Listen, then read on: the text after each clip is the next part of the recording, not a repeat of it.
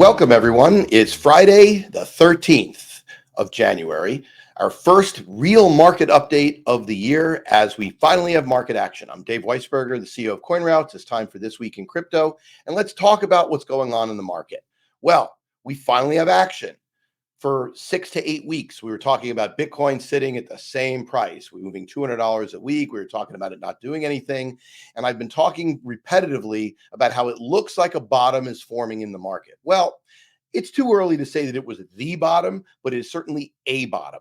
What has happened this week? Well, this week we've had some constructive macro news. We have NASDAQ up around 6%. We have the Federal Reserve looking like the inflation indicators might cause them not to have to go crazy. We have macro news out of Japan, the Bank of Japan saying that long bonds could go to 50 basis points. Now they're at 54. May not sound like a lot, but when you do that, that is actually a sign of easing. And so what is happening? Well, Bitcoin is up over 15% this week. Ether is up a little bit less than that, but still up rather strongly. Most of crypto is up around 15%. AVAX is up 30%. The market is positively giddy. But what is really happening? Well, just like when the market was bouncing along the bottom, I was saying this is potentially a generational opportunity to buy Bitcoin.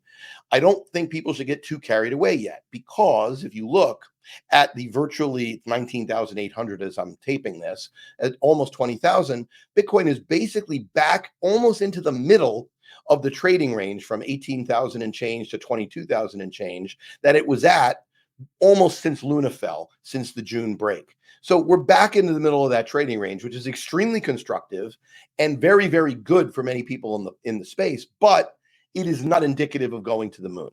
That said, the internals are still good.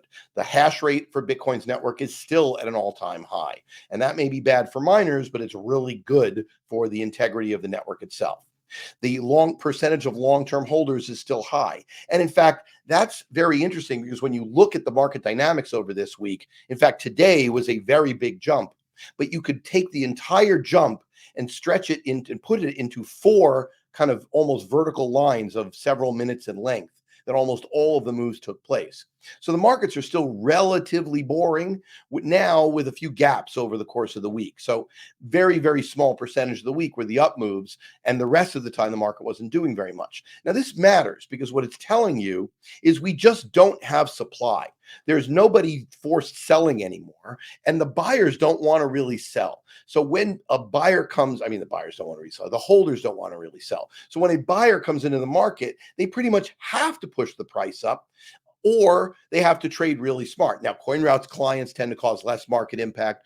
Others tend to cause more. But no matter who you are, if you're trying to buy a substantial amount in this kind of environment, it's going to push the price. So that's what's going on in the market.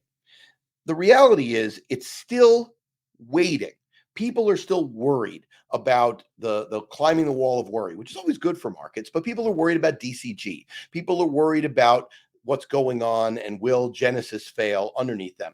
People are still worried about the Grayscale Trust, although for the first time in a long time, even there, the discount of GBTC compared to spot Bitcoin has started to narrow, which is very constructive as well. I think the world is starting to understand that in almost every scenario, there isn't one which would force any selling of it or causing things that would dissolve. That would be a problem. And there's still worries and people talk about it, but that's kind of a big deal.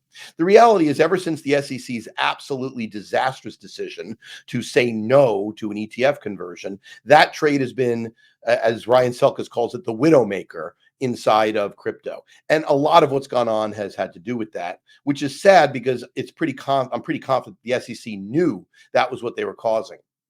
Now, I mentioned Grayscale again this week because we just saw today a letter from Grayscale refuting and effectively saying that the SEC's entire justification for their denial was absurd, because it is. It is based on the absurd notion that the CME, price discovery on futures, is somehow immune to manipulation, whereas spot Bitcoin isn't, despite them being 99.999% correlated. And in fact, for the CME to have more discontinuities than spot Bitcoin because of their non-quite 24/7 trading hours. But that's what's going on in the market. Green shoots, slightly improved volumes, slightly more liquidity, and the market's getting back into a more normal trading range. But there is some news this week, and there's two stories that just deserve to be talked about. The first is from the Green Goblin himself, Gary Gensler, actually kicking investors when they are down. Now, when I read the SEC's mandate, it says their job number one is to protect investors. But what did he do this week? He actually sued Genesis and Gemini Earn after the products were frozen, after investors couldn't get their money out while they're trying to negotiate how to get assets done in a potential bankruptcy scenario. Now he's suing them and making them pay tens of millions in legal fees to defend themselves. I'm not a lawyer, and I don't want to go into the question of Gemini being a bank holding company and whether he has jurisdiction. What I can say with absolute certainty, however, is if he was going to sue these people, he could have done so in 2021 when he went after Coinbase, or just after that when he started to investigate and went after BlockFi. And had he done so then, the investors would have gotten their money out. But doing so today, when their funds are frozen and not returned, only guarantees that he's harming investors. Let me repeat that because it's very important. The chairman of the SEC is taking an action that he knows with 100% certainty will harm investors that he is targeting directly. And he's doing so to make a point because he's trying to kick these companies when they are down. And the absurd suggestion this will prevent future people is insane.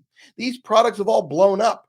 And instead of creating rules, which he could have done, could do, and should do, which says that any product that discloses a rate of interest or touts a rate of interest that they're giving to their people, to their clients, should absolutely disclose the risks they are taking and how that interest is being earned. And that alone would basically prevented a lot of these problems. That isn't forthcoming. Instead, he's suing companies that are on the verge of bankruptcy or programs that are on the verge of bankruptcy. It's shameful, and there's no other word for it. And I hope that our friends in Congress, Tom Emmers and his friends on the committee, and Representative Emmers had a very eloquent tweet storm on this, saying more or less the same thing. I hope they follow through.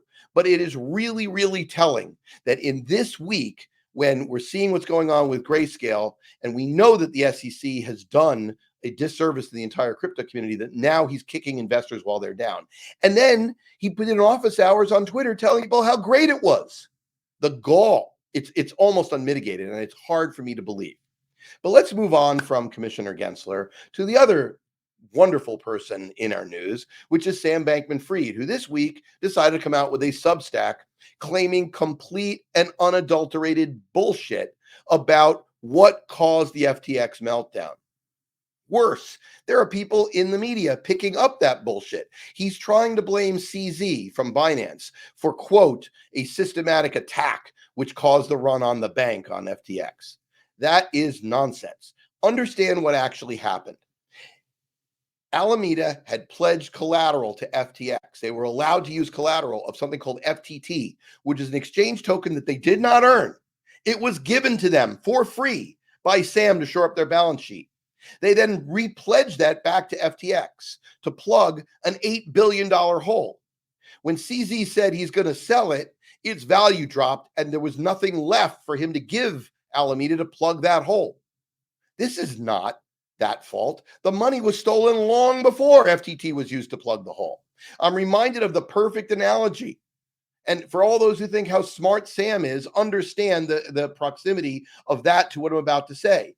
Jim Carrey's character in the movie Dumb and Dumber went cross country with a briefcase of cash, spending that cash ridiculously all along the way. And when he finally finds the owner of the briefcase, he gives it to the owner and says, "Hey, here you go." And the owner opens it. And instead of cash, there's all these slips of paper inside. And the owner said, "What the hell is this?" And Jim Carrey goes, "Oh, that's better than cash. Those are IOUs," which of course is ridiculous. FTT was the same as those IOUs.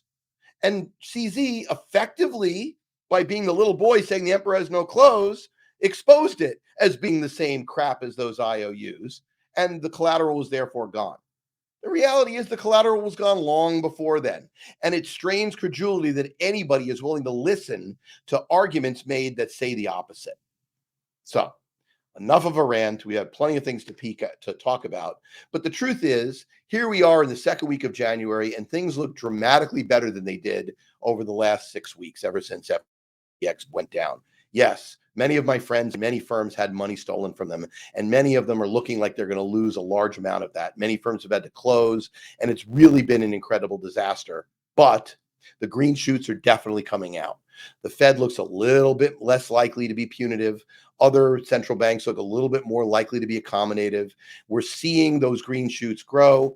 And more importantly, the firms that are likely to survive, firms like CoinRoutes, where we are focused on providing best execution, firms like Eventus and Solidus and others who are focused on creating more not regulated, but more fair, equitable, just markets that people can trust. Many firms out there, like Masari, providing better data, there are too many to list, are all not just still in business, but we all have our heads down and we're building.